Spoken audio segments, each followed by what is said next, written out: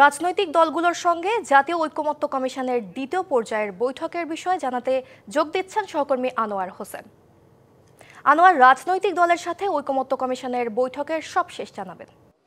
সঙ্গীতা, আপনি যেটি বলছিলেন তো সেই ধারা ধরেই যদি বলি তাহলে বলতে হবে যে এই অল্প কিছুক্ষণের মধ্যে এই দ্বিতীয় পর্যায়ের যে বৈঠক অর্থাৎ জাতীয় ঐকমত্য কমিশনের সঙ্গে রাজনৈতিক দলগুলোর সেটি শুরু হয়ে যাবে। যে সময়টি আমরা দেখেছি এরই মধ্যে এই কমিশনের যে সহসভাপতি ডক্টর আলী রিয়াজ সহ এই কমিশনের যে যারা আছেন সংশ্লিষ্ট তারা এবং সেই সঙ্গে রাজনৈতিক দলগুলো, বিশেষ করে অল্প কিছুক্ষণ আগে আমরা দেখেছি যে বিএনপির পক্ষে স্থায়ী কমিটির সদস্য সালাউদ্দিন আহমেদ তিনি প্রবেশ করেছেন এই ফরেন সার্ভিস একাডেমিতে, যে অর্থাৎ বৈঠকের অন্যান্য রাজনৈতিক দলগুলো আমরা দেখেছি যে তারাও এরই মধ্যে এসে উপস্থিত হয়েছেন। 25 বছরের ওয়ারেন্টিযুক্ত দীর্ঘস্থায়ী দরজা প্রোটেক্টর, আধুনিক ও মজবুত দরজা।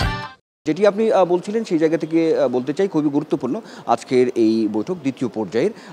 গত 2 জুন উদ্বোধন করেছিলেন দ্বিতীয় পর্যায়ের এই বৈঠক প্রধান উপদেষ্টা, এবং তারপরে 3 জুন কিন্তু শুরু হয় আলোচনাগুলো বিষয়ভিত্তিক। তো সেই জায়গা থেকে কিছু বিষয় অসমাপ্ত রয়েছে, সেই বিষয়গুলো আজকের এই বৈঠকে আসবে, যেমন সংবিধানের 70 অনুচ্ছেদ, সেই সঙ্গে থাকছে যে সংসদীয় স্থায়ী কমিটির সভাপতি যে মনোনয়ন। তবে আজকে আরও কিছু বিষয়গুলো থাকবে, যেমন দ্বিকক্ষ বিশিষ্ট যে সংসদ, আবার সেই সঙ্গে প্রধান বিচারপতির যে নিয়োগ প্রক্রিয়া, এই বিষয়গুলো আজকের এই আলোচনায় থাকবে। অর্থাৎ যে বিষয়গুলো মৌলিক যে সংস্কারের প্রশ্নগুলো রয়েছে সেই প্রশ্নগুলোই যে কিছু অমীমাংসিত রয়েছে, কিছু মতপার্থক্য রয়েছে, সেই বিষয়গুলো আবার আলোচনা করে আসলে এই ঐকমত্য কমিশন একটি জায়গায় পৌঁছতে চায়। আপনি নিশ্চয়ই জানেন যে জুলাইতেই কিন্তু জুলাই সনদ ঘোষণার একটি পরিকল্পনা কিন্তু রয়েছে জাতীয় ঐকমত্য কমিশনের। তো সেই জায়গা থেকে আজকে আমরা শুরু হবে অল্প কিছুক্ষণের মধ্যে এই বৈঠকটি।